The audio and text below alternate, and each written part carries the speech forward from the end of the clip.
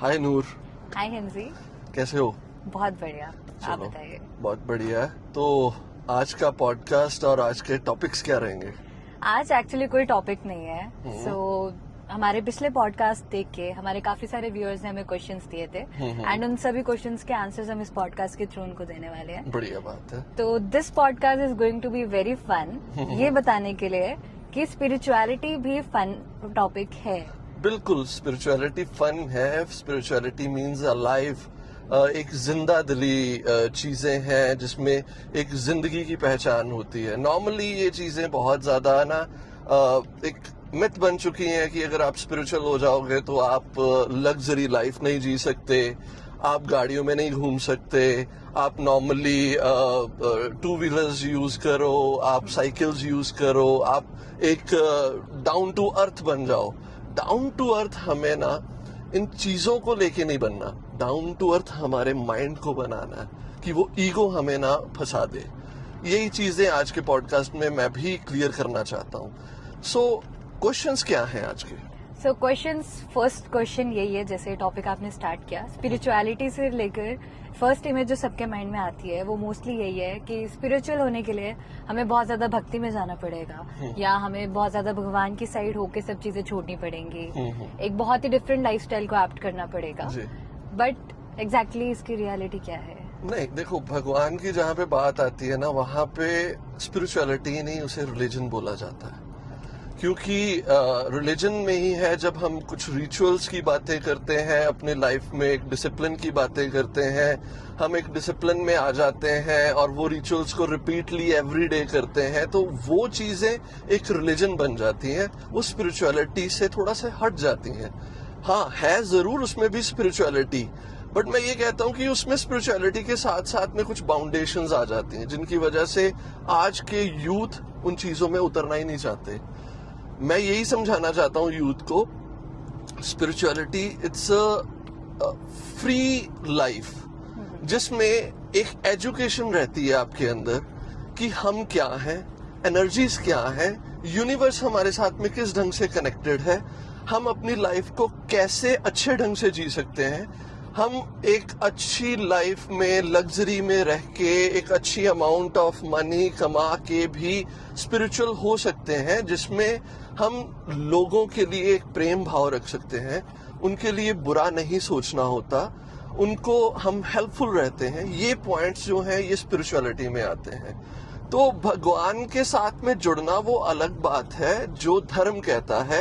Spirituality का मतलब ही ये है कि आप और भगवान एक हो, आपने सिर्फ पहचानना है, उसकी एनर्जी के साथ में अपनी एनर्जी का एक लिंक, एक कनेक्शन बनाना है। तो यंगस्टर्स का मोस्टली यही सबसे बड़ा एक मेजर डाउट या उनका एक बिलीफ है मेनली कि मेडिटेशन मोस्टली रिटायर्ड लोगों के लिए है या हमारे मॉम डैड की एज ग्रुप के लिए है एंड यंगस्टर्स के लिए मेडिटेशन नहीं बना है एंड उनको ये चीज पे आने के लिए एक बड़ी एज पे, जब वो समझदार हो जाएंगे या एक अच्छे पाथ पे आ जाएंगे, दुनियादारी समझ जाएंगे, तब वो मेडिटेशन या स्पिरिचुअलिटी के रास्ते पे आ सकते हैं। ऐसा बिल्कुल नहीं है, बट हाँ, मेरे पास में भी लोग ऐसे आते हैं। मैं आपको बताऊं अपना एक्सपीरियंस, तो पिछले 16 साल का एक्सपीरियंस ये रहा है कि मेरे पास में लोग पूछने तो बहुत आते हैं, बट उस चीज को, मेडिटेशन को ज्वाइन करने के लिए वो डर जाते हैं। एट द एंड वो कुछ ऐसे बहाने बनाए जाते हैं कि हमें टाइम नहीं सूट करता।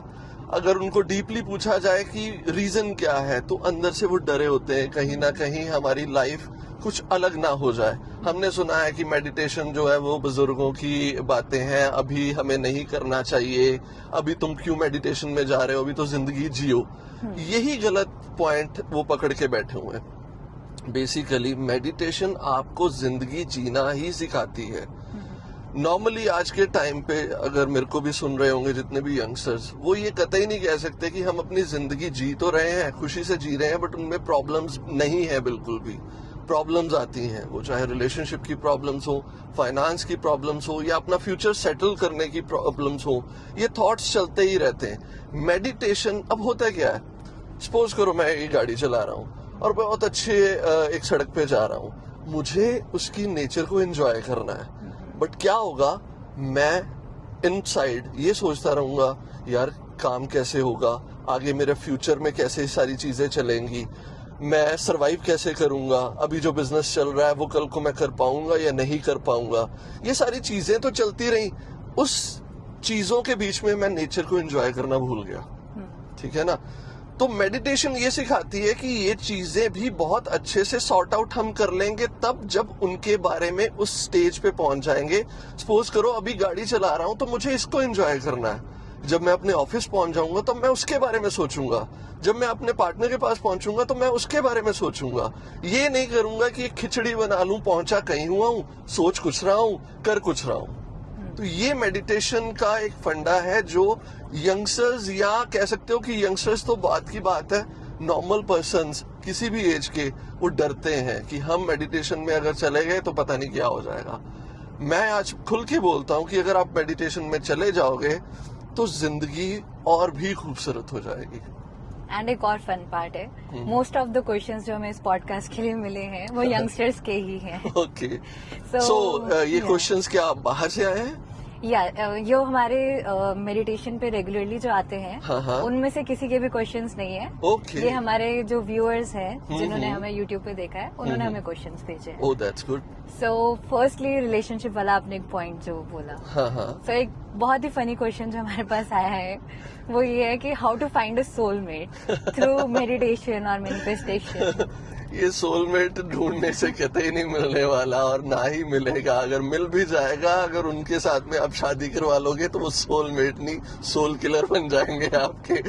बेसिकली ये एक फंडा आज के टाइम पे बहुत ज्यादा चल रहा है, वो ये है कि सोलमेट्स, ट्विन फ्लेम्स, ऐसे करके कुछ और भी नाम है कि ये चीजें हैं, आप ऐसा करोगे या ये सिम्टम उस बंदे के साथ में आपके रिलेट हो रहे हैं तो वो आपका एक ट्विन फ्लेम हो गया है। वो बंदे की नेचर आपके साथ में या कुछ हैबिट्स आपके साथ में मिल रही हैं तो हो सकता है कि वो आपका सोलमेट हो गया। या कई बार ऐसे होता है कि जो आप सोच रहे हो वही चीज अगला बंदा भी सोच रहा होता है उसी टाइम पे, और आप एक दूसरे के पास बैठे और कोइंसिडेंटली उसने भी वही चीज बोल दी और आपने भी वो चीज बोल दी। अंदर प्यार है, अंदर अट्रैक्शन है, ये साइन आ गया, आप समझ लोगे कि ये तो ट्विन फ्लेम है मेरा। जबकि ये सारी चीजें, घटनाएं अगर सीधी तौर पे मैं लेके जाऊं, इतना कंफ्यूज ना करूं आज के यंगस्टर्स को, तो सिर्फ इतनी ही चीज है कि हम जब किसी के साथ में कनेक्टेड हो जाते हैं, जब हमारे अंदर प्यार पनपना शुरू हो जाता है, तो उस प्यार की एनर्जी हमें एक दूसरे से जोड़ना शुरू हो जाती है, जिसकी वजह से हम कई बार एक दूसरे के नजदीक भी आते हैं, दूर भी चले जाते हैं। कुछ चीजें पसंद आई तो वो बहुत नजदीक ले गई, कुछ चीजें पसंद नहीं आई तो दूर ले गई। एक्सपेक्टेशंस आई, वो पूरी नहीं हुई तो हर्ट हो गए। अगर एक्सपेक्टेशंस आई, दूसरे बंदे ने पूरी कर दी तो कह दिया कि हाँ ये बंदा मेरे लायक ही है। तो ये सोलमेट्स और ट्विन फ्लेम्स, इनको ढूंढने की जरूरत मत करना। मेन ये है उस बंदे के साथ में अपनी जिंदगी को गुजारो जो आपको अंडरस्टैंड करता हो। सिंपल सी बात, जो आपको जानता हो। जानना मीन्स आपकी नेचर को पहचानता हो, आपको मैनेज करना सीख गया हो, आपके साथ में एक अंडरस्टैंडिंग लेवल बना चुका हो। अपनी ईगो दोनों जने ही डाउन रखें, दोनों ही अपनी गलतियों को माने, दोनों ही ये एक्सेप्ट करें कि ये चीजों में अगर कोई प्रॉब्लम आ रही है ये किसी एक बंदे की वजह से नहीं, दोनों की वजह से, तब ये रिलेशनशिप्स अच्छे चलते हैं। बिल्कुल। तो इसमें एक और क्वेश्चन हमारे पास ये आया था कि अगर ये पैटर्न रिपीट होता है, लाइक रिलेशनशिप्स तो बहुत ही कैजुअल टर्म है, लाइक अब तो छोटे छोटे बच्चे रिलेशनशिप्स में हैं, एंड उसके बाद एक पैटर्न जो है बहुत ज्यादा रिपीट होता है। किसी ने हर्ट किया, नेक्स्ट पे मूव ऑन कर गए, सेम पैटर्न रिपीट हुआ नेक्स्ट के साथ, वो उसने किसी और वे में हर्ट किया बट पैटर्न समवेयर वहीं रहा। तो हमारे पास जो क्वेश्चन आया था इसके लिए, तो how to get out of that pattern. चाहे लोग चेंज हो रहे हैं, इंसान हील होके वापस नेक्स्ट मूव ऑन कर रहा है, वो लाइफ में चांस दे रहा है। पैटर्न तभी चेंज होगा जब हम पैटर्न को अंडरस्टैंड कर जाएंगे। अभी तो ओवरव्यू कर रहे हैं, ऊपर ऊपर से देख रहे हैं। वो जो रिलेशनशिप बीत गया उसकी वजह से जो हर्ट हुए, वो हर्टनेस को अभी पकड़ा हुआ है, बट वो क्यों हुए, किस वजह से हुए, क्या गलतियां करी, क्या चीजें मांगी, क्या चीजें दी हमने, उनको क्या क्या चीजों की उनके सामने रखा कि वो हमें यूज कर लें, ठीक है ना। अपनी जिंदगी ही उनके आगे रख ली, वो मेंटली फिजिकली आपको यूज कर लेते हैं, ठीक है। ये चीजें हम सोच ही नहीं पाते। हमें सिर्फ इतना याद रह जाता है कि एक रिलेशनशिप में आए, धोखा मिला या कुछ गड़बड़ हुई, उस गड़बड़ से हम हर्ट हुए, चलो जी ब्रेक डाउन हो गया। उसके बाद में उस चीज को भी सॉर्ट करते हुए कुछ महीने निकल गए। अगर तो आपको एक राइट एजुकेशन मिल जाती है फिर तो ठीक है, अगर नहीं मिलती तो कई बार तो ये सिनेरियो बहुत लंबा हो जाता है, बहुत सी चीजें चल पड़ती हैं इनके बीच में। पैटर्न तभी टूटेगा जब आप डीपली इन चीजों को अवेयरनेस के साथ में देखना शुरू कर दोगे। और सबसे ज्यादा मेरे पास में भी बहुत लोग आते हैं रिलेशनशिप मैटर्स और ये सारी चीजों को लेके। जो मैंने एक चीज पकड़ी है वो यही पकड़ी है, जिसे हम प्यार कहते हैं ना, वो प्यार कतई है ही नहीं। प्यार का मतलब ही ये है कि सिर्फ देना और लेने की एक्सपेक्टेशंस बिल्कुल भी नहीं। एक राई के दाने जितना भी हम एक्सपेक्ट करेंगे तो वहां पे प्यार की धज्जियां उड़ जाती हैं। वो कोई नहीं कर सकता आज के टाइम पे। वो अगर किया जाएगा तो अपने आप से ही किया जाएगा, किसी दूसरे से तो हम कर भी नहीं सकते हैं। समझ रहे हो ना उस चीज को? क्योंकि जब तक हम दूसरे से करेंगे बाय डिफॉल्ट हमारा माइंड एक्सपेक्टेशंस करना शुरू कर ही देगा। और जब वो चीजें, स्टार्टिंग रिलेशनशिप बड़ा खूबसूरत लगता है, मैंने कुछ मांगा भी, अगले बंदे ने नहीं भी दिया, अरे कोई बात नहीं, तुम्हारे पास में नहीं है तो कोई दिक्कत नहीं। फिर धीरे धीरे कुछ महीने निकल जाते हैं जब मैं सिर्फ उनको देता ही जा रहा हूँ, मैं उनको कह सकते हो हर एक चीज प्रोवाइड कर रहा हूँ, बट मैं जब भी मांगता हूँ तो आगे से नो ही मिलता है मुझे। 3-4 महीने के बाद में मैं सोचना शुरू कर दूंगा, मैं अपना टाइम तो नहीं वेस्ट कर रहा, मुझे भी तो चाहिए था। भाई ये चाहत पहले कुछ दिनों में क्यों नहीं आई? क्या उस टाइम पे हमें कैप्चर करना था, पकड़ना था, उनको एक मछली पकड़ने वाले कांटे में फंसाना था? ये एग्जैक्टली यही चीजें हो रही हैं। तो जिस बंदे ने अगर प्यार किया होगा ना, वो महीने या साल भी निकल जाएंगे, उसके बाद में भी अगर उसकी विशेष वो बंदा पूरा नहीं करेगा तब भी वो उसकी केयर करेगा, तब भी वो उससे प्यार करेगा, हर एक चीजें वैसे ही चलेंगी। तो अगला जो क्वेश्चन है वो एक बहुत ही कॉमन टॉपिक है, बड़ा एक हाइप्ड टॉपिक मैनिफेस्टेशन के ऊपर है। इसका एक मैं खुद का भी एक पर्सनल एक्सपीरियंस शेयर करना चाहूंगी। मैंने अपने मोस्ट ऑफ द फ्रेंड्स को जैसे शेयर किया रिसेंटली, अगर वो देख रहे हैं तो वो समझ जाएंगे कि इनके लिए है ये। एक क्वेश्चन ये था, मैनिफेस्टेशन से अपना ड्रीम फिजिक बनाना या वेट लूज करना, and I being the witness I have done that, and मुझे बहुत क्वेश्चंस है ऐसे कैसे हो जाता है। ये चीज मैं चाहती हूँ आप उनको बेटर समझा सकते हैं, बिकॉज ऑब्वियसली मुझे भी गाइडेंस इधर से मिली है। So if you can guide कि हम कैसे कर सकते हैं इस चीज को। देखो नूर, शायद ये बात है 2005-2006 की, जब एक मार्केट में बुक लॉन्च होती है जिसका नाम था द सीक्रेट। वो सीक्रेट की बुक लोगों ने बहुत ज्यादा पढ़ी, उसकी वीडियोस भी बहुत ज्यादा देखी गई, उसके ऑडियोज भी बहुत ज्यादा सुने गए। ये manifestation and law of attraction start हुआ वहां से। जबकि अगर मेरे अकॉर्डिंग देखा जाए तो ये लॉ ऑफ अट्रैक्शन शायद युगों युगांतर पहले से, जब से ये मानव सभ्यता आई है तब से ये चीजें हो रही हैं। इवन वेदास एंड उपनिषद में इनको बहुत अच्छे से एलेबरेट किया गया, बट कहने का ढंग उनका एक धार्मिक था। हम इसे यहाँ पे बोल देते हैं कि यूनिवर्स से मांगना, वहां पे उन्होंने बोला हुआ कि भगवान से या देवी देवताएं हैं उनसे मांगना। इवन एलिमेंट से भी हम मैनिफेस्ट कर सकते हैं। उपनिषद में ये लिखा है कि अगर आप एक जल को अपने हाथ में रख के, आपने माइथोलॉजिकल वो पुराने ड्रामास देखे हैं जहाँ पे वो श्रापित करते हैं किसी को, पानी को हाथ में रख के और वो फूंकते हैं मंत्र और दे देते हैं कि श्राप खत्म कर दिया या श्राप दे दिया, वो दोनों ही चीजें करते हैं पानी के साथ में। वो है क्या? मैनिफेस्टेशन। उसी को आज के टर्म में वाटर मैनिफेस्टेशन कहते हैं। आप पानी पीते हो, पीने से पहले उसको अफर्मेशंस देते हो, अफर्मेशंस देने के बाद में आप पानी पीते हो तो वो आपकी बॉडी को हेल्दी करता है। ये मैनिफेस्टेशन और लॉ ऑफ अट्रैक्शन बहुत पुराना चलता आ रहा है। हाँ, ये 100% है। आप इन मैनिफेस्टेशंस और लॉ ऑफ अट्रैक्शन से अपनी बॉडी, अपनी लाइफ, हर एक चीजों को चेंज कर सकते हो। क्योंकि पानी के साथ में जब हम मैनिफेस्ट करते हैं या किसी उस चीज से जो हम कंज्यूम कर रहे हैं, चाहे वो फूड ही क्यों ना हो। मेरे एक फ्रेंड है, वो जब भी खाना खाते हैं ना, वो खाना खाने से पहले वो ये कहते हैं, thanks universe for giving me this healthy food. ठीक है, और ये खाना मेरी सेहत को बहुत अच्छा करेगा। और वो खा पता क्या रहे होते हैं? पिज्जा। बट उनके अंदर ये एक फेथ बन गया है, वो कतई मोटे नहीं हो रहे, ओके वो बिल्कुल भी मोटे नहीं हो रहे। उन्होंने जो भी आ जाना उसने खा जाना है, उसने बिल्कुल भी मोटा नहीं होना। उस बंदे ने वो हर एक चीज को मैनिफेस्ट करके करता है। उसने अपनी लाइफ में शायद इसी मैनिफेस्टेशन के थ्योरी से तकरीबन 1 महीने में 1.5 महीने में 3 से 4 किलो वजन विदाउट एनी वर्कआउट नीचे किया और अपनी बॉडी को टोन किया। हाँ, ये नहीं मैं कह सकता कि मैं मैनिफेस्ट करके ये बोल दूं कि मुझे गाड़ी चलानी आ गई और मैं गाड़ी में बैठ जाऊं, गाड़ी चलानी नहीं आती हो। एफर्ट्स तो करने पड़ेंगे। उसने क्या चीज करी, अगर बाहर का एक पीस पिज्जा खाया तो बाकी उसने नॉलेज ली कि मुझे फाइबर्स भी चाहिए, वो सैलेड खाना शुरू कर गया। उसने साथ साथ में वो सारी चीजें भी करी जो उसको एक छोटी छोटी जगह से नॉलेज मिलती रही। बट फेथ किस चीज पे तो ऊपर था कि मैं जो बोलूंगा वही चीजें होंगी और कुछ नहीं होगा।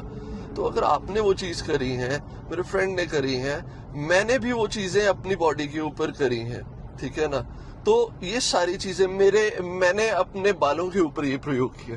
ओके मैं जब भी कॉम करता हूँ तो मैं अंदर से ये फील करता हूँ कि जितनी बार कॉम के वो ब्रिसल्स जो है वो मेरे स्कैल्प पे टच करते हैं, उतनी बार वहां से ग्रो हो रहे मेरे हेयर्स। ओके तो ये चीजें मैंने भी अपने ऊपर की है और मेरे को कभी हेयर फॉलिंग की कभी प्रॉब्लम ही नहीं आई। Wow, point to be noted. Okay, so एक और क्वेश्चन इसी से रिलेटेड जो आया था हमारे पास, can we become a billionaire by manifestation? हाँ, बन सकते हैं, पर बात फिर वही चीज की है, हम बन तो जाएंगे पर उसके लिए हमें एफर्ट साथ साथ में करना ही होगा। ये नहीं कह सकता कि एकदम से ये बोलते बोलते आप बिलियनेयर बन जाओगे। समझ में आ रही है बात? उस बिलियनेयर बनने की एक मैनिफेस्टेशन मीन्स की विश तो होगी, बट जब उसको आप मैनिफेस्ट करना शुरू कर दोगे तो भगवान आपको साथ साथ में ऐसे सोर्सेज भी भेजना शुरू कर देगा जो सोर्सेज आप करके आप बिलियनियर बन सकते हो, बशर्ते उन सोर्सेज को कंज्यूम करो, उनके ऊपर वर्क करो। ये नहीं कि हाँ बैठे मेडिटेट किया, मैनिफेस्टेशन के लिए वो सिस्टम यूज किया, विजुअलाइज किया और फील करने लग गया कि मैं बिलियनियर बन गए, हो गया मैनिफेस्टेशन का। अगले दिन या तीसरे दिन या चौथे दिन आपको एक अपॉर्चुनिटी मिलती है कि भाई तुम ये करो तो हम तुम्हें इतना देंगे। अब उसमें हो सकता है कि आपको एफर्ट्स करने पड़े, बट दिमाग क्या कहेगा, यार अभी नहीं करने, थोड़ा सा रुक जाओ, अभी मेरी बॉडी ठीक नहीं है, अभी मेरा मूड नहीं ठीक है, ठीक है, अभी मैं इन चीजों से रुक के करूंगा, अभी तो मैंने सोचा है, अभी थोड़ा सा मुझे टाइम चाहिए। यूनिवर्स क्या बोलेगा, टाइम चाहिए, लो टाइम, मैं वापस जाता हूँ। अपॉर्चुनिटीज वापस चलेगी, आप कुछ भी नहीं कर पाओगे। राइट। सो एक बहुत ही अच्छा क्वेश्चन जो हमारे पास आया था, सो दैट इज कि क्राइम को खत्म करने के लिए हम मेडिटेशन को यूज कर सकते हैं? 100%, बट ये क्वेश्चन बहुत बड़ा है। क्राइम को खत्म करने के लिए हम मेडिटेशन को यूज कर सकते हैं, बशर्ते कि घर घर में मेडिटेशन हो और वो मेडिटेशन आपकी जनरेशन टू जनरेशन आगे चले। बेसिकली क्राइम के लिए ना मेडिटेशन के साथ साथ में एक नॉलेज होनी बहुत ज्यादा जरूरी है, क्या गलत क्या सही। फॉर एग्जाम्पल, परवरिश जो होती है वो कहीं ना कहीं आगे जाके कुछ और ही रूप ले आती है। आज के टाइम पे एक बहुत टैबू चल रहा है, जो जैसे एक सेक्सुअल एक्टिविटीज या हम कहते हैं फिजिकली होना, ये सारी चीजें। तो कई बार लड़के लड़कियां को बचपन से ये चीजें सिखाई जाती हैं कि भाई ये लड़का है, लड़की को बोला जाता है कि ये लड़के हैं, इनके साथ में नहीं तुमने बैठना, तुम लड़कियों के साथ में बैठो। आप बसेस में ट्रेवल करो तो एक लड़की पहले ये देखेगी कि कोई सीट फ्री है, अगर फ्री है तो वो बैठेगी, अगर लड़का साथ में आके बैठ जाएगा तो उनके अंदर ऐसे ट्रॉमास भरे पड़े हैं कि लड़का बैठेगा तो वो आपको छेड़ेगा ही छेड़ेगा, ठीक है। या फिर ऐसा हो जाता है कि एक डर बैठ जाता है कि नहीं, मुझे घर में यही सिखाया हुआ था, लड़का क्यों बैठ गया साथ में। फिर वो ज्यादा से ज्यादा ये कोशिश करेंगे कि मैं किसी फीमेल के साथ में ही बैठूं, ठीक है। ये डर बन गया, एक लड़के से इतना बड़ा हवा बन गया। फिर एक टाइम आता है जब वही लड़की 25, 26, 27, 28 साल की होती है। उस टाइम पे वही पेरेंट्स जो परवरिश ऐसे करते रहे कि लड़कों के साथ में ज्यादा घुलना मिलना नहीं, उनके साथ में बातें नहीं करनी, कुछ नहीं करना, वो एकदम से एक झटका दे देते हैं, हमने तुम्हारे लिए एक लड़का ढूंढा है, तुम्हें उनके साथ में शादी करनी पड़ेगी, और शादी हो जाती है। अब इतने सालों का ट्रॉमा एक महीने के शादी, एक महीने का मैं तो ले रहा हूँ कि कई फंक्शंस होते हैं, बहुत सी चीजें होती हैं, तो अगर अरेंज मैरिज में उतरा हो कोई बंदा, वो कैसे उस चीज को पूरा करेगा? फिर पंडित जी क्या समझाते हैं? पति परमेश्वर होता है, और अगर वो परमेश्वर उसे ही फिजिकली टच करे तो उसके अंदर क्या करेगा? भगवान ऐसे भी कर सकते हैं। तो ये चीजें एक ट्रॉमा बन के बैठ चुका है। तो इन चीजों की वजह से बहुत से नुकसान होते हैं। ये तो एक लड़की की बात थी। अगर एक लड़के को बचपन से रोका जाए कि लड़की से बात नहीं करना, उसने किसी लड़की से बात कर भी ली, उसके माँ बाप ने उसको मारना शुरू कर दिया, तुमने क्यों करी? तुझे नहीं पता कि ये वो लड़की थी, अकेले नहीं मिलना था, ये नहीं करना था, वो नहीं करना था। फिर क्या होगा? उसके अंदर वो एक सप्रेशन आ जाएगा। वो जब भी किसी लड़की के पास जाएगा पहले डर जाएगा, उसके अंदर कल को वो बड़ा हो जाएगा, हार्मोनिकल चेंजेस भी होंगे, सारे चीजें होंगी, वो इतना ज्यादा कंजस्टेड हो जाएगा अंदर से कि वो पागल होने की तादाद पे आ जाएगा। फिर ऐसे लोग ही इन फ्यूचर में जाके रेप जैसे क्राइम करते हैं। वो अंदर से जो खिज चढ़ी होती है ना लड़कियों के साथ में, दुश्मनी और वो सारी अग्रेशन, वो सारा कुछ फिर एकदम से फटते हैं। जैसे मैंने अभी किसी से मिला था आज सुबह ही, तो वो कह रहे थे कि मैंने अपनी जिंदगी के कई इमोशंस जो है अपने अंदर ही दबा के रखे हुए हैं, मैं बाहर कभी निकाला ही नहीं उन इमोशंस को।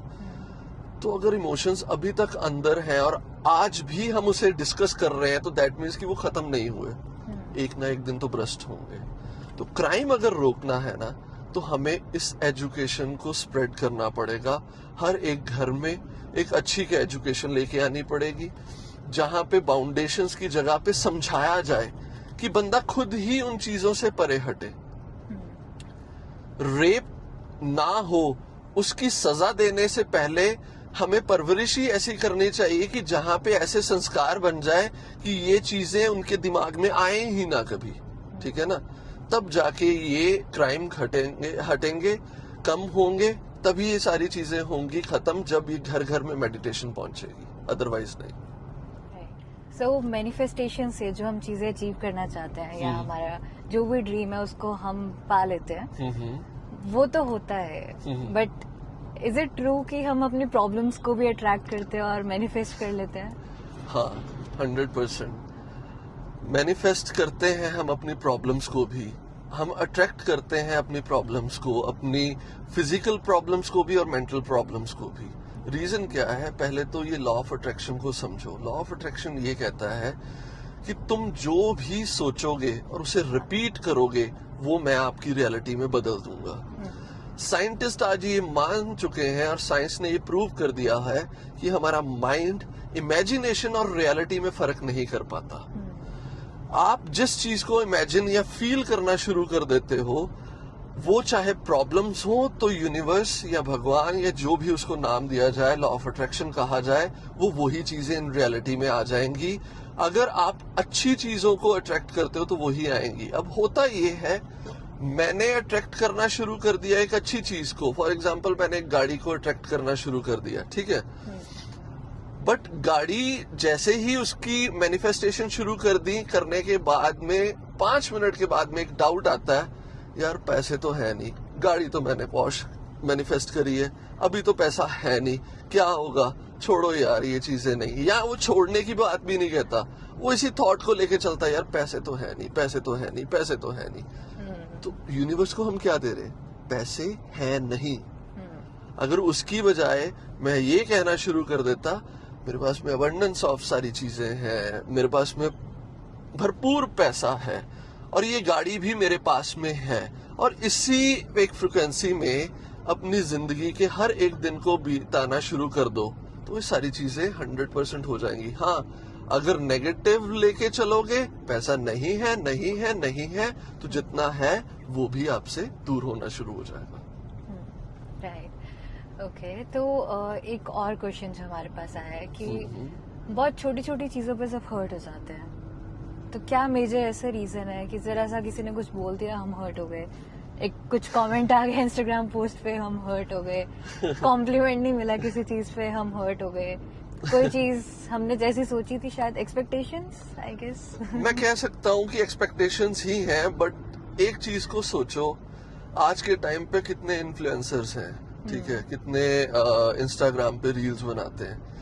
आप सोच सकते हो हर एक रील के नीचे कमेंट्स पढ़ोगे तो आधे कमेंट्स आपको नेगेटिव मिलेंगे, आधे पॉजिटिव मिलेंगे, और मैं कहता हूँ कि 70% नेगेटिव। हाँ 70% नेगेटिव ही मिलेंगे। वो लोग भी तो सरवाइव कर रहे हैं ना, उन्होंने मैटर करना ही छोड़ दिया। हर एक आगे पहुंचा हुआ इंसान, उसकी नेचर में एक ये चीज जरूर होगी, वो दुनिया की बातों को कभी भी सीरियसली नहीं लेगा। उनके लिए वो सिर्फ एक कमेंट है, उनकी जिंदगी नहीं है, ठीक है।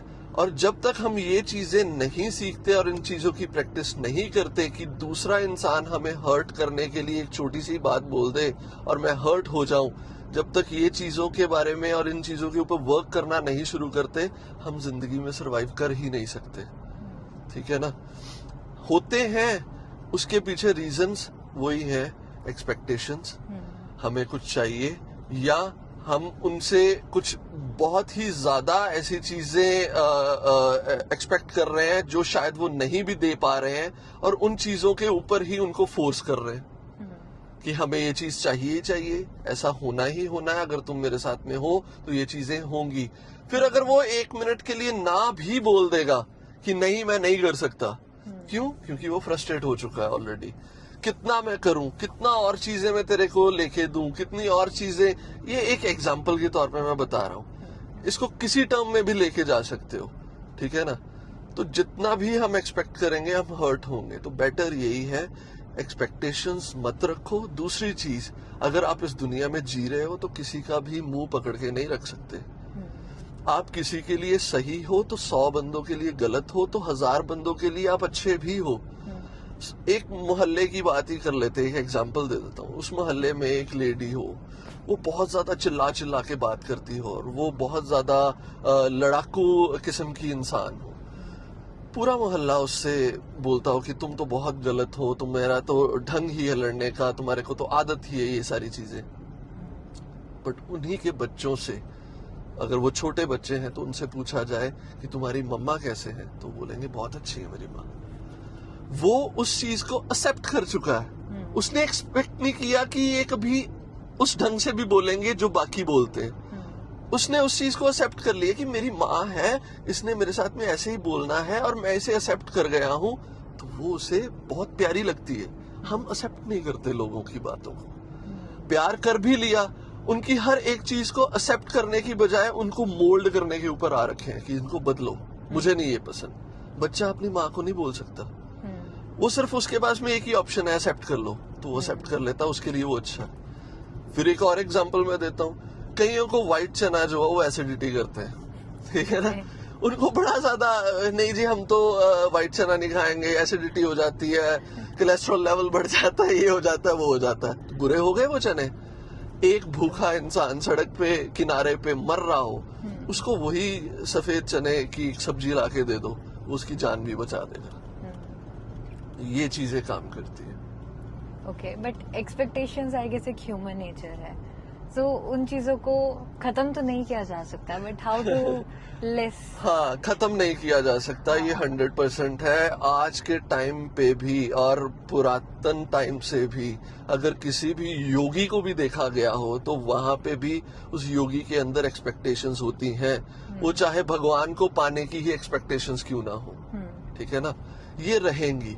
पर मेडिटेशन आपके अंदर ना एक ऐसी चीज ले आता है जिसे हम बोलते हैं सब्र, ठीक है, पेशेंस लेवल इंक्रीज कर देता है। एकदम से जो हम रिएक्ट कर देते हैं ना, उन चीजों से वो हटा देता है। मेरी बात को समझो, ऐसा कोई भी कपल नहीं, ऐसा कोई भी पार्टनर नहीं जो एक दूसरे के साथ में लड़ते ना हो, पर उसमें एक तरीका होता है।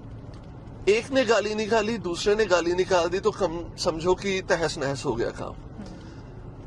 अवेयरनेस होनी बहुत जरूरी है। पुराने छोटे होते से एक चीज सुनते आ रहे हैं, पहले तोलो फिर बोलो, कि हम क्या बोलने लगे हैं, पहले वो वर्ड्स को देख लो। अगर दूसरा बंदा गुस्से में आके गालियां निकालना शुरू कर गया, अब्यूज करना शुरू कर गया, हम इतने एजुकेटेड और इतने अवेयर हो जाएं कि हमने क्या बोलना है उस चीज के बारे में हमें पता हो, और ये पता हो कि लड़ाई झगड़े से ये चीजें खत्म ही होंगी, मुझे बचा के रखना है तो मैं उस चीज को नहीं बोलूंगा। पेशेंस आ गई ना। मेडिटेशन आपके अंदर एक पेशेंस लेके आता है। वो पेशेंस जो है आपको यही एक्सपेक्टेशंस की हर्टनेस से कम कर देता, बहुत ज्यादा कम कर देता। आप इतने ज्यादा हर्ट नहीं होते उन चीजों से। So do meditation. सो एक और क्वेश्चन जो है कि एंगर इश्यूज बहुत इंक्रीज हो चुके हैं लोगों में। जरा सी कुछ बात होती है, भड़कना शुरू कर देते हैं, एक दूसरे पे चिल्ला रहे हैं, फैमिलीज में ही सब चिल्ला रहे हैं, फैमिलीज में नहीं तो बाहर रोड पे जरा सा गाड़ी लग गई तो वहां पे तमाशा खड़ा हो जाता वायरल है, वीडियोस इंटरनेट पे सारी चीजें हो जाती हैं। तो एंगर इश्यूज इतना क्यों बढ़ रहा है, फ्रस्ट्रेशन लेवल इतना इंक्रीज क्यों हो गया लोगों में? लाइफ बहुत फास्ट हो गई है, बहुत ज्यादा फास्ट हो गई है। हमें हर एक चीज में शॉर्टकट एंड इंस्टेंट रिजल्ट चाहिए। वो अगर नहीं मिलते हम अंदर से इरिटेट होना शुरू हो जाते हैं। हमें हर एक चीज इंस्टेंट, फास्ट फूड बहुत जल्दी मिल जाए, ड्राइव थ्रू से निकल जाओ, बहुत अच्छे से जल्दी से सारी चीजें मिल जाए। कपड़े चाहिए, नहीं स्टिचिंग के लिए टाइम नहीं है, रेडीमेड ले लो, फैब इंडिया पे चले जाओ या किसी और ब्रांड के पास में चले जाओ, वो चीजें कर ली। हमें बहुत सी चीजें ऐसी हैं कि जो बहुत जल्दी चाहिए और बहुत जल्दी पहन के उन चीजों को यूज करना है। एंगर इश्यूज क्या है? फ्रस्ट्रेशन है, आपके अंदर के इमोशंस का ब्रस्ट आउट होना। गाड़ी लग गई, इंश्योरेंस मुझे भी पता है कि उसकी भी है और मेरी भी है, और ये इंश्योरेंस में ऑलरेडी कवर है, फिर भी ईगो राइज हो जाती है, मेरी गलती नहीं थी, मैं तो इंश्योरेंस में नहीं करवाऊंगा क्योंकि मुझे रिवॉर्ड्स नहीं मिलेंगे एट द एंड, तुम मुझे इतना पैसा दो। बाहर ऐसा कुछ नहीं है। बाहर अगर आपकी गाड़ी बहुत ज्यादा कह लो कि एंड तक भी खत्म हो जाती है तो आपकी इंश्योरेंस उसको पूरा पे करते ही, तो वो एक बहुत अच्छे ढंग से इन चीजों को डील कर देते हैं। यहाँ पे इनसिक्योरिटीज बहुत है, अगर इंश्योरेंस ने कवर ना किया, ये नहीं चीजें हुई। दूसरा, मेरी फैमिली साथ में थी, क्या रेपुटेशन होगी कि मैंने ठोक दी गाड़ी, ये चीजें। या एक कपल में अगर एक दूसरे के साथ में बहस हो रही है तो उसमें भी ये चीजें हैं, गलती तो मेरी थी नहीं, फिर भी मुझको सुना जा रहा है, मेरे को सुनना पड़ रहा है ये सारी चीजें, मुझे ये गुस्से का चीज मेरे ऊपर आ रही है जबकि मैंने तो कुछ किया ही नहीं था। ये कुछ मिनट तो साइलेंस रहता है वो बंदा, उसके बाद में जब उसकी लेवल ऊपर हो जाता फिर वो ब्रस्ट हो जाता है। अब मेरी बात सुन ले, अब अगर तूने कुछ ऐसा बोला तो मैं तेरी खटिया खड़े कर दूंगा, जबकि मैंने कुछ गलती नहीं थी, फिर भी मैं सारा कुछ सुनता आया हूँ, ठीक है, क्योंकि मैं तुमसे प्यार करता हूँ।